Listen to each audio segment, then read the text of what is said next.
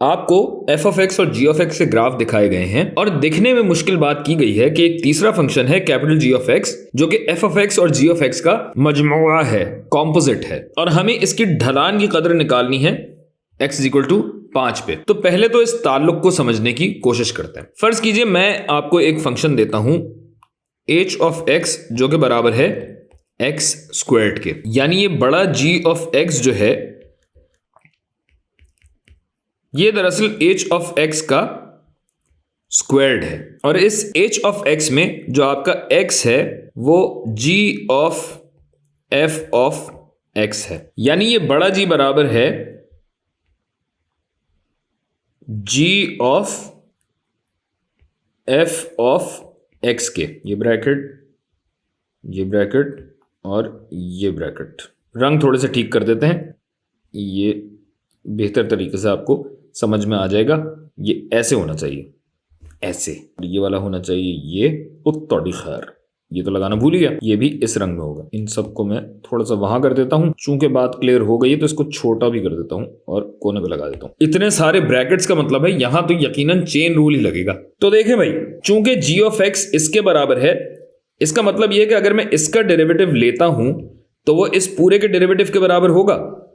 और चूंकि ये एक का फंक्शन दूसरा, दूसरे का फंक्शन तीसरा और तीसरे का फंक्शन चौथा है, तो इसका मतलब सिर्फ ये है कि चेन रूल अब तीन चीजों पे लग रहा है, f, g और h पे। तो ये देखिए, अब अगर मैं करूं इसका डेरिवेटिव x के एतबार से अगर मैं निकालना चाहूं तो ये होगा इसका डेरिवेटिव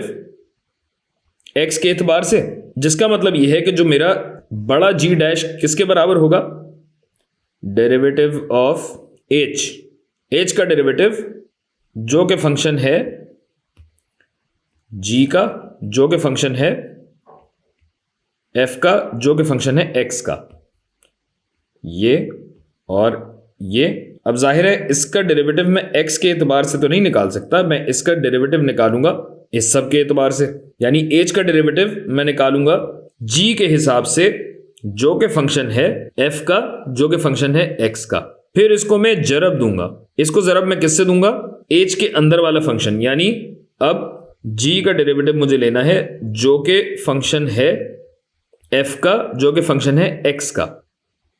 और इसका डेरिवेटिव मैं किस हिसाब से लूंगा, बिल्कुल दुरुस्त,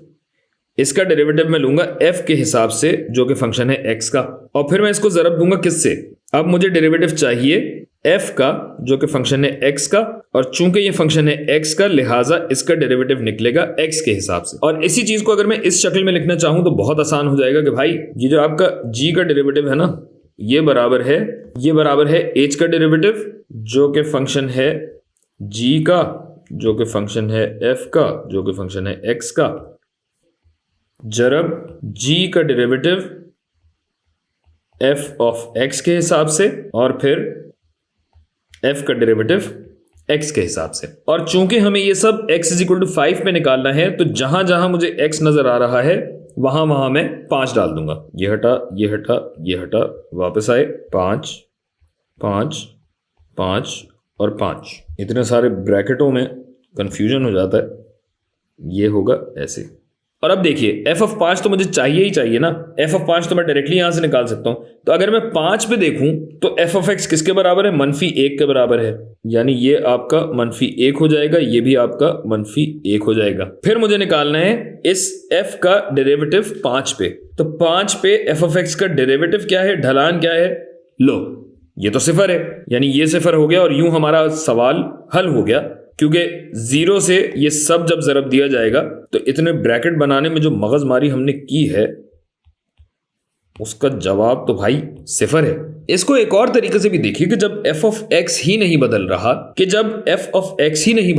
तो g ऑफ x कैसे बदल सकता है, और जब g of f of x नहीं बदल रहा तो बड़ा g ऑफ x कैसे बदल सकता है। लिहाजा यही हमारा जवाब है।